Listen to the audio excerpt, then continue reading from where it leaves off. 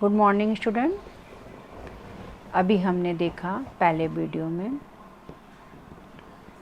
धार्मिक शिक्षा का स्वरूप, धर्म की सावधानियाँ, धर्म के क्षेत्र में क्या क्या सावधानियाँ होनी चाहिए, धार्मिक शिक्षा का पाठ्यक्रम क्या क्या होना चाहिए। अब हमारा नेक्स्ट टॉपिक है भारत में धार्मिक शिक्षा संबंधी प्रावधान।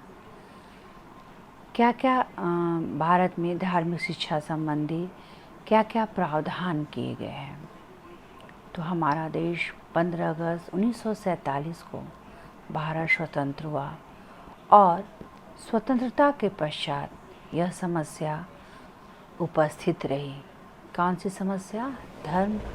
धर्म की शिक्षा संबंधी समस्या क्या है, प्रायः उपस्थित रही कि भारत जैसे बहुधर्मवादी राज्य में शिक्षा में धर्म की क्या भूमिका होगी। इसका स्पष्टीकरण क्या है, संविधान द्वारा किया गया।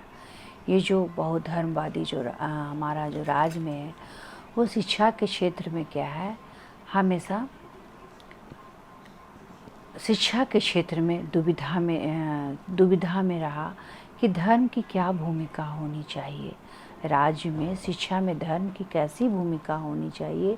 तो इसका स्पष्टीकरण करने के लिए संविधान के द्वारा क्या क्या बनाया गया, इसकी हम चर्चा करेंगे। तो संविधान में धर्मनिरपेक्ष शब्द का प्रयोग कि कैसा प्रयोग करना चाहिए प्रस्तावना में।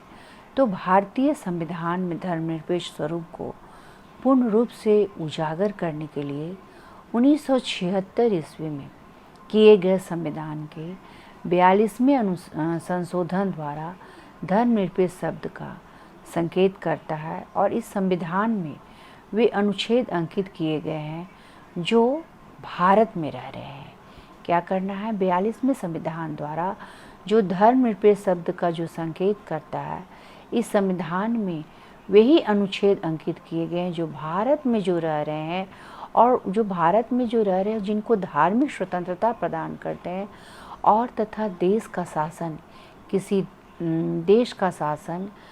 किसी विशेष धर्म के सिद्धांतों के द्वारा नहीं बल्कि धर्मनिरपेक्ष कानूनों के आधार पर चलाया जाए। 42वें अनुसंधान में क्या क्या कि भारत में जो रह रहे हैं वो धार्मिक स्वतंत्रता प्रदान कर रहे हैं, वे देश का शासन किसी विशेष धर्म के सिद्धांतों के आधार पर नहीं होना चाहिए बल्कि धर्मनिरपेक्ष कानूनों के आधार पर चलाया जाए। और संविधान का अनुच्छेद 22 में क्या कहा गया कि राजकीय विद्यालय में धार्मिक शिक्षा की मनाही करता है। राजकीय विद्यालय में धार्मिक शिक्षा की क्या कर रहा है? मनाही कर रहा है विद्यालय में, परंतु किसी ट्रस्ट के द्वारा धार्मिक शिक्षा प्रदान करने के लिए गठित संस्थाओं में धार्मिक शिक्षा प्रदान की जा सकती। किसी ट्रस्ट के द्वारा धार्मिक शिक्षा हम प्रदान कर सकते हैं, लेकिन राजकीय विद्यालयों में क्या है? अनुच्छेद 22 के अनुसार धार्मिक शिक्षा की बिल्कुल मनाही थी। नेक्स्ट क्या है? संविधान की धारा 28 के अनुसार राज्य और गैर सरकारी शिक्षा संस्थाओं में धार्मिक शिक्षा क्या हो गया? दिए जानी चाहिए कि स्वतंत्रता है। धार्मिक शिक्षा राज्य और गैर सरकारी शिक्षा संस्थाओं में धार्मिक शिक्षा दिए जाने की स्वतंत्रता है, परंतु ऐसी शिक्षा दी जानी चाहिए कि व्यक्ति की इच्छा के विरुद्ध नहीं दी जा सके। व्यक्ति की इच्छा के विरुद्ध न दी जा सके। अगर कोई व्यक्ति अवयस्क है और उसको धार्मिक शिक्षा देने के लिए उसके अभिभावक तथा संरक्षक की क्या मिलनी चाहिए? स्वीकृति आवश्यक हो। जैसे अभी हमने सावधानियां में भी बताया कि अभिभावक विद्यालय की जो समय अवधि है उसमें क्या है, विद्यालयों की पढ़ाई की जा सके। और हमें अगर कोई व्यक्ति को लेना है, कोई बालक को लेना है, तो हमें अभिभावक से है ना, अभिभावक की मंजूरी मिलनी चाहिए ताकि हम बच्चे को क्या कर सके? धार्मिक शिक्षा दे सके। तो ये किस में लागू हो रहा है? हमारा अकॉर्डिंग टू आर्टिकल 28 में कि धार्मिक शिक्षा देने के लिए उसके अभिभावक तथा संरक्षक की स्वीकृति आवश्यक है।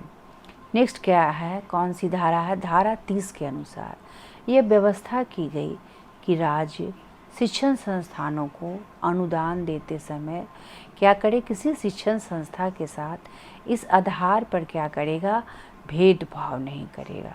किसी भी शिक्षण संस्था के साथ आधार पर भेदभाव नहीं करेगा और वह संस्था क्या हो, धर्म पर आधारित होनी चाहिए।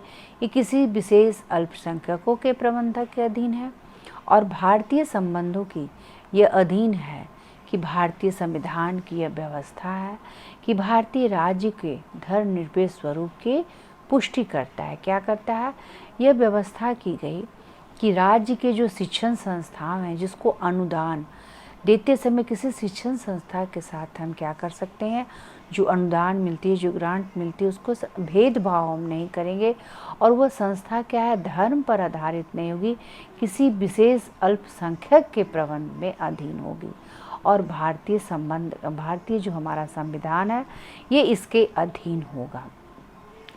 उपयुक्त विश्लेषणात्मक अध्ययन से स्पष्ट हो जाता है कि संविधान के द्वारा भारत में धर्मनिरपेक्ष राज्य न तो किसी धर्म का विरोध किया जाता है और न ही प्रचार क्या करता है, न ही संविधान के द्वारा भारत में धर्मनिरपेक्ष राज्य की स्थापना की गई है।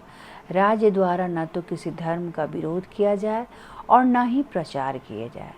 तो भारतीय संविधान के द्वारा धर्मनिरपेक्ष की रक्षा के साथ साथ सभी धर्मों के प्रति क्या है, आदर का भाव और उनकी शिक्षाओं तथा संस्कृति के संरक्षण का प्रावधान किया जाए। धर्मनिरपेक्षता की रक्षा के साथ साथ सभी धर्मों के प्रति आदर का भाव और उनकी शिक्षाओं तथा संस्कृति के बचाने के लिए संरक्षण करने का प्रावधान किया गया। स्वतंत्र भारत पर समय समय पर गठित आयोगों तथा समितियों द्वारा भी इसकी व्याख्या की गई।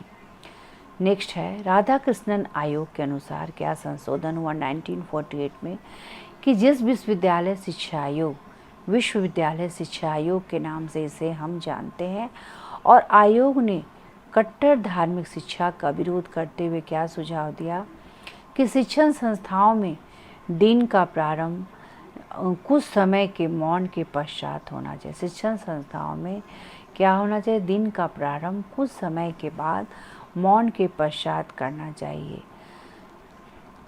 स्नातक स्तर पर प्रथम वर्ष में गांधी, सुकरात, कबीर, नानक। स्नातक स्तर पर क्या होना चाहिए, गांधी, सुकरात, कबीर, नानक, बुद्ध जैसे, ईशा, शंकराचार्य आदि धार्मिक जो विभूतियों की उनके अंतर्गत हमें जीवनियाँ पढ़ाई जानी चाहिए। किसके अंतर्गत, विश्वविद्यालय आयोग के अनुसार।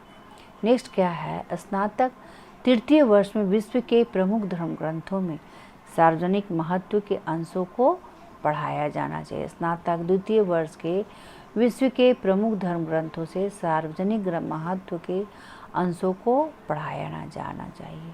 नेक्स्ट क्या है कि धार्मिक तृतीय वर्ष में विभिन्न धर्मों के दर्शन तथा समस्याओं का अध्ययन कराया जाना चाहिए। स्नातक में क्या होना चाहिए, तृतीय वर्ष में विभिन्न धर्मों के दर्शन तथा समस्याओं का अध्ययन कराना चाहिए और द्वितीय वर्ष में क्या है, धर्म ग्रंथों को सार्वजनिक महत्व का और इसमें विभिन्न धर्मों के दर्शन तथा समस्याओं का अध्ययन कराना चाहिए। अब मुद्रालय आयोग 1952-53 ने आयोग के धर्म को भारतीय जीवन का अभिन्न अंग मानते हैं और इसके महत्व को स्वीकार किया और धर्म विहीन शिक्षा की सर्वथा उपेक्षा की। मुद्रालय आयोग ने क्या किया कि धर्म विहीन हमारा जो भारत देश है, हमारा जो समाज है, वे बिना धर्महीन की शिक्षा है ना, उसकी उपेक्षा की, उसकी निंदा की। आयोग के अनुसार क्या होना चाहिए कि भारत हमारा क्या है, धर्मनिरपेक्ष राज्य है, अतः संवैधानिक रूप से धार्मिक शिक्षा नहीं प्रदान की जा सकती। संवैधान मुद्रालय आयोग के अनुसार संवैधानिक रूप से हम क्या कर सकते, शिक्षा को प्राप्त नहीं कर सकते हैं और ऐच्छिक आधार पर विद्यालय के अतिरिक्त समय में धार्मिक शिक्षा का आयोजन अभिभावक तथा छात्रों की इच्छा अनुसार हम प्रदान किया जा सकता है। अब क्या है, कोठारी आयोग। कोठारी आयोग 1964-66 ने इन्होंने क्या कहा कि कुठारी या धार्मिक शिक्षा के आयोजन के संबंध में निम्न सुझाव दिए कि मानवीय गुणों के विकास हेतु धार्मिक शिक्षा का आयोजन करना चाहिए। क्या करना चाहिए? बालक के मानवीय गुणों के विकास हेतु धार्मिक शिक्षा का आयोजन किया जाना चाहिए, जिससे सामाजिक न्याय, सहानुभूति, सहिष्णुता तथा समानता की भावना का विकास किया जा सके। नेक्स्ट क्या है? समुचित नैतिक, धार्मिक और साहित्य का प्रकाशन किया जाना चाहिए। साहित्य का प्रकाशन किया जाना, समुचित नैतिक, धार्मिक और साहित्य का। कोठारी आयोग के अंतर्गत धार्मिक शिक्षा संबंधी क्या प्रावधान है कि समुचित नैतिक साहित्य का प्रकाशन किया जाना चाहिए। और नेक्स्ट है कि प्राथमिक स्तर पर कुछ प्रमुख धार्मिक व्यक्तियों और जीवनियों का अध्ययन कराया जाना चाहिए। नेक्स्ट है कोठारी आयोग के ही अंतर्गत में कि माध्यमिक स्तर पर विभिन्न धर्म तथा दर्शन से संबंधित समस्याओं का अध्ययन कराया जाना चाहिए। नेक्स्ट है संपूर्ण विश्व के कुछ प्रमुख धर्म सिद्धांतों से छात्रों को हमेशा क्या कराना चाहिए? परिचय कराया जाना चाहिए। संपूर्ण विश्व के कुछ प्रमुख धर्म सिद्धांतों से छात्रों को हमें परिचय कराया जाना चाहिए। धार्मिक शिक्षा और नैतिक शिक्षा समिति 1959। अगस्त 1959 में भारत सरकार द्वारा धार्मिक तथा नैतिक शिक्षा आयोजन शैक्षिक प्रणाली में करने हेतु एक समिति की नियुक्ति की गई। समिति ने जनवरी 1960 में अपना प्रतिवेदन प्रस्तुत किया। समिति ने जनवरी 1960 में अपना प्रतिवेदन प्रस्तुत किया और इस समिति के सदस्य थे श्री श्री प्रकाश, बम्बई के भूतपूर्व राज्यपाल अध्यक्ष G.C. चटर्जी। इस समिति में क्या थे? सदस्य थे श्री श्री प्रकाश, बम्बई के भूतपूर्व राज्यपाल अध्यक्ष और श्री G.C. चटर्जी और भूतपूर्व उप कुलपति जम्मू तथा कश्मीर विश्वविद्यालय तथा श्री P.N. कृपाल, शिक्षा विभाग, भारत सरकार सचिव। इस समिति के कौन कौन सदस्य थे? श्री श्री प्रकाश और बम्बई के भूतपूर्व राज्यपाल श्री G.C. चटर्जी और उप कुलपति कश्मीर विश्वविद्यालय तथा श्री P.N. कृपाल, और शिक्षा विभाग के ये सब क्या थे? भारत सरकार सचिव थे। तो समिति ने क्या किया कि अपना मत प्रकट करते हुए स्पष्ट किया कि वर्तमान भारतीय समाज में व्याप्त अधिकांश दोषों के मूल में धर्म की अवहेलना तथा उसका प्रभाव भारतीय जनमानस पर कम होते जाना है, और धार्मिक बंधन जो पहले हमारे एकता के सूत्र में व्यक्तियों को पिरोने का कार्य करता था, वर्तमान भारतीय समाज में जितना ही व्याप्त अधिकांश दोषों के मूल में जो धर्म की अवहेलना की गई, उसकी निंदा की, उसका प्रभाव हमारा किस पर पड़ा? भारतीय जनमानस पर कम होते जाना चाहिए। और धार्मिक बंधन जो पहले एकता के सूत्र में व्यक्तियों को पिरोने का कार्य करता था, वह इतने जो संविधान के जो प्रावधान वो निश्चित होता जा रहा था, और नए नए विचारों को न तो हम ग्रहण कर पा रहे थे और न ही हमारे धार्मिक विरासत को संभाल पा रहे थे। इस प्रकार की स्थिति और भी विषम बनती जा रही थी। अतः आरंभ से ही बालक में आध्यात्मिकता का और नैतिकता के गुणों का समावेश और शिक्षा के द्वारा करने का प्रयास किया जाना चाहिए। शिक्षा के द्वारा प्रयास किया जाना चाहिए, क्योंकि बालक में है ना इस तरह से जो विषम स्थिति जो बनती जा रही है, उसके अंतर्गत आध्यात्मिकता और नैतिकता के गुणों का उसके अंतर्गत में समावेश करना चाहिए। ठीक है, तो हम फिर अगले क्लास में पुनः आप सबसे मिलते हैं। तब तक के लिए इजाज़त है। यहाँ तक समझ में आ गया तो लाइक करें एवं सब्सक्राइब करें। धन्यवाद।